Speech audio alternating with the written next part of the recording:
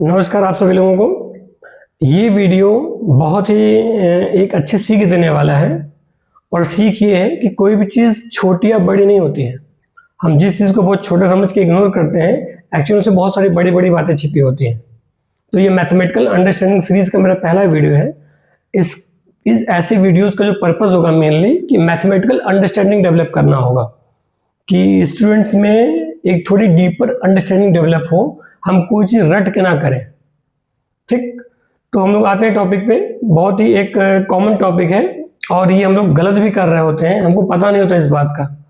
तो आज थोड़ा एहसास होगा कि इतना छोटा टॉपिक है और हम लोग गलत करते आ रहे थे अभी तक। क्वेश्चन सिंपल सा है कि 2 डिवाइडेड बाई 7 करना है हमको, 2/7 करना है और डेसिमल के 1 प्लेस तक डिवाइड करना है। डेसिमल के 1 प्लेस तक डिवाइड करके हमें आंसर बताना है, कि आंसर नहीं मतलब रिमाइंडर बताना है हमें कि रिमाइंडर कितना आएगा। तो आप अगर सोच सकते हैं, तो अगर आपका आंसर है 6 तो आप 100% गलत है। अगर आपका आंसर 6 आया रिमाइंडर तो वो गलत है। मैं क्वेश्चन की बात नहीं कर रहा हूँ, रिमाइंडर की बात कर रहा हूँ, है ना। अगर 6 आया है तो गलत है वो। अब हम लोग इसको क्या करते, कैसे करते, मेथड क्या है, हम लोग यहाँ पे 0 लगा के पॉइंट लगा देते हैं और यहाँ पे एक 0 बढ़ा देते हैं। फिर हम लोग बोलते हैं कि 2 टाइम्स गया ये, कितना गया हमारा ये 14 और ये हमारा क्या है 6। ठीक, तो ये गलत है। कैसे वेरीफाई करेंगे? ठीक है, ये क्वेश्चन आया है, इसको मल्टीप्लाई कर देते हैं 7 से और क्या ऐड कर देते हैं, रिमाइंडर ऐड कर देते हैं। देखते 2 आता है कि नहीं। कॉन्सेप्ट तो यही है ना कि क्वेश्चन को हम मल्टीप्लाई करें अगर 7 से और रिमाइंडर ऐड करें तो हमारा आना चाहिए कि नहीं 2। देखते हैं, अगर हम 7 इंटू 0.2 करेंगे तो कितना आएगा हमारा ये 1.4। ठीक, और इसमें अगर हम ऐड करेंगे रिमाइंडर कितना आया है 6.0, अगर हम ऐड करेंगे तो कितना आएगा ये आएगा 7.4। ठीक, क्या 2 आया? नहीं आया 2, है ना। तो पक्की बात है, मेथड तो गलत है, ये वेरीफाई हो चुका है। ये हम जो करते आ रहे हैं अभी तक, इसमें कुछ गड़बड़ तो है।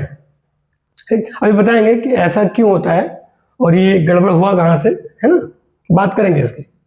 ठीक, तो उम्मीद करता हूँ बात समझ में आ गई होगी कि हाँ है तो गड़बड़ कुछ, तो उस गलती को थोड़ा सही करते हैं, है ना। एक्चुअल जो प्रोसीजर है हम उससे करते हैं, है ना।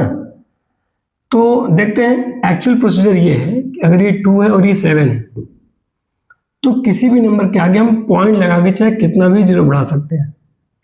ठीक, तो ये 2.0 लिख सकते हैं हम, 2.0 हमने इसको कर दिया, कोई प्रॉब्लम नहीं है।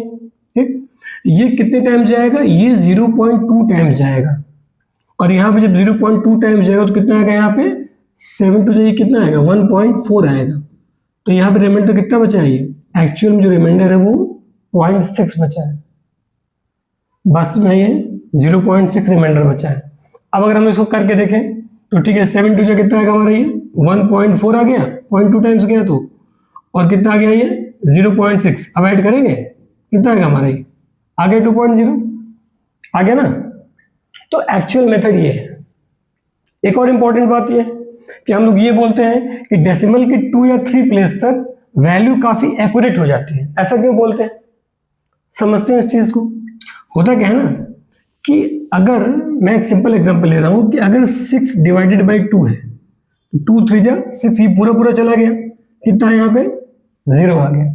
अगर रिमाइंडर कुछ भी नहीं बचा है, 0 बचा है, तो ये जो वैल्यू होती है वो 100% एक्यूरेट होती है। क्या होती है ये 100% एक्यूरेट वैल्यू होती है। यानी रिमाइंडर जितना छोटा होगा ये वैल्यू उतनी ज्यादा एक्यूरेट होगी। बात समझ में आई है? वही कहानी यहाँ पे है। अब यहाँ पे क्या है, हम लोग ये भी बोलते हैं कि अगर यहाँ पे हमने डेसिमल मतलब एक पॉइंट लगा दिया तो हम लोग क्या करते हैं, यहाँ पे कितना भी 0 बढ़ा सकते हैं, है ना। तो हमने यहाँ पे एक 0 बढ़ा दिया। ठीक, अभी कितने टाइम जाएगा ये जाएगा 8 टाइम जाएगा। एक्चुअल में अगर प्लेस वैल्यू की बात की जाए तो ये 0.08 टाइम्स गया है। ये कितना आएगा हमारे, मल्टीप्लाई करेंगे तो 0.56।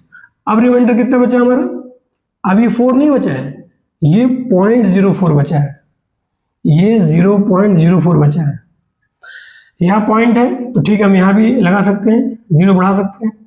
अभी कितने टाइम जाएगा, 5 टाइम जाएगा। ये कितना आएगा हमारा यहाँ पे 0.035 आएगा। अब रिमाइंडर कितना बचा हमारे यहाँ पे, ये बचा 0.005 बचा है। रिमाइंडर कितना बचा हमारा यहाँ पे 0.005। अब ये वैल्यू काफी एक्यूरेट है, ऐसा हम लोग क्यों बोलते हैं, समझते हैं इस चीज को। फर्स्ट स्टेप में जो यहाँ पे हम लोग थे, यहाँ जो रिमाइंडर हमारा था वो कितना था हमारा, वो 0.6 अपॉन में क्या था 7। इसको हम लोग क्या लिख सकते हैं 6/70। हमने ऊपर नीचे 10 से मल्टीप्लाई कर दिया, कितना आ गया हमारा 6/70 आ गया ना। तो 70 में 6 पार्ट बचा है ये, ठीक। अब क्या है कि अगर हम सेकंड स्टेप में कितना बचा था हमारा, ये हमारा पहला स्टेप था, सेकंड स्टेप में कितना बचा था हमारा रिमाइंडर 0.04, कितना बचा था 0.04 डिवाइडेड बाई 7, ठीक। इसको हम अगर ऊपर नीचे 100 से मल्टीप्लाई कर दें तो कितना आएगा हमारा ये 4/700। यानी रिमाइंडर जो बचा है, हम डिवाइड किससे कर रहे हैं 7 से कर रहे हैं ना, इसलिए मैं डिवीजन में ले रहे हैं। तो 700 में 4 पार्ट बचा है, ठीक। अब ये वैल्यू काफी छोटी हो गई है और ये काफी एक्यूरेट हो गई है, ये जितनी छोटी होगी ये इतनी एक्यूरेट होगी, ठीक। अब यहाँ पे क्या बचा हमारा फाइनल स्टेप में क्या बचा है 0.005/7। इसको अगर मैं 1000 से मल्टीप्लाई करूं डेसिमल हटाने के लिए, 5 अपॉन कितना आएगा 7000, यानी 7000 में 5 पार्ट बचा है। अब ये जो हमारा रिमाइंडर है ये बहुत छोटा हो चुका है, 7000 में 5 पार्ट बहुत छोटा हो गया, ठीक है। तो हम बोलेंगे कि हाँ, इसलिए हम लोग बोलते हैं हाँ ये वैल्यू काफी एक्यूरेट हो गई है। इसीलिए बोला जाता है कि डेसिमल के 2 या 3 प्लेस तक वैल्यू काफी एक्यूरेट हो जाती है, क्योंकि होता क्या है कि यहाँ पॉइंट लगते लगते ये जो वैल्यू है ना और छोटी होती चली जाती है। तो एक्चुअल मेथड डिवीजन का ये है। बात समझ में आती है?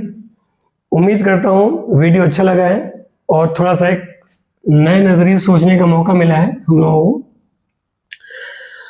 कुछ सीखने को मिला है कि कोई चीज़ इतनी छोटी होती नहीं है, जितना छोटा सोच के हम उसको इग्नोर करते हैं।